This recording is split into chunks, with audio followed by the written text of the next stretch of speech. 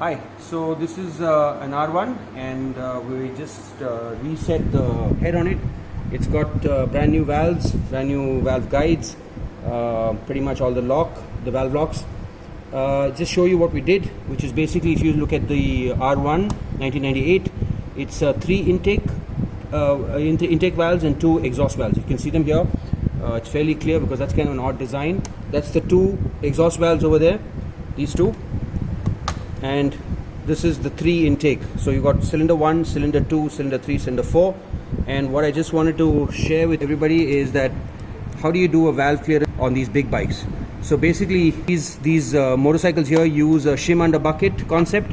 So basically if I just lift one of these, you'll see the bucket and you can sort of see that's the shim, right? So you can see the shim inside. Let me just fiddle it for you. And that's the shim and you've got the bucket. Where does it sit? In the valve. You can see the valve spring. Fairly simple. You can see a number on this. Let's say for example this is measured in mm. This one is a 1.6 mm shim.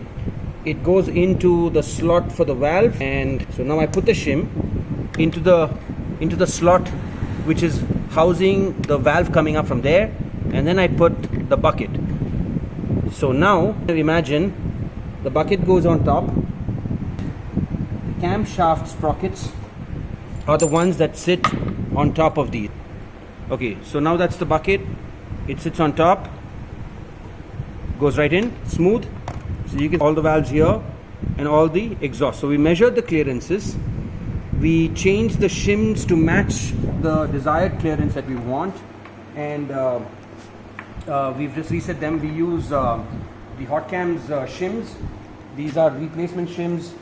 As you can see, these are from Hotcams. These are the various sizes, and that's Hotcams right there. We've done the clearances, we've reset them, and it's a 2-stage process. So when you open a motorcycle, and if you want to ever do valve clearances, you set TDC. Obviously in a 4-cylinder you have to do each cylinder. So you've got cylinder 1, cylinder 2, cylinder 3, cylinder 4. You turn 180 degrees on each of them to get each of the cylinders to TDC, which is the camshafts go to TDC, and you measure the clearances, write them down, and then the formula is fairly simple. So pretty simple just to explain this. So you've got the valve, right, and then you've got the shim on top, and then you've got a bucket. Your cam is sitting like this, assume, right? I mean, it's not the best diagram in the world. What you're trying to measure, that is your clearance. Now imagine this for so many cylinders. So there's a feeler gauge, you figure it out and you say, okay, this is my clearance value. This is your valve, this is your head. Now what we are trying to do is we measure the clearance. We also know there is a shim. So let's call this the shim. So you know there is a shim. Let's say this is as per spec, right? You look at the manual. These are all values in mm. Of course, you can convert them to inches. So this is my bucket, what you just see in the video. This is my shim. This is my valve here. As you can see, I'm really good at art. And this is my cam lobe, which is kind of obviously not right, but let's assume it's like this. It's more of an egg. And I'm measuring the clearance between this, correct? Now I got the measurement. I write down my clearance value. Let's say I get a 0.11 using a feeler gauge of 0.10 mm. But I know my intake clearance can be anywhere from 0.15 to 0.20 mm. And then I take the camshafts off, I take the shim out, and I measure my shim. So suppose my shim was having a value of 1.5 mm. I know that I need to go up. I mean, I need to minus the difference. I want to get 0.15. I had 0.110, which means I need to reduce the shim to get more clearance. As simple as that.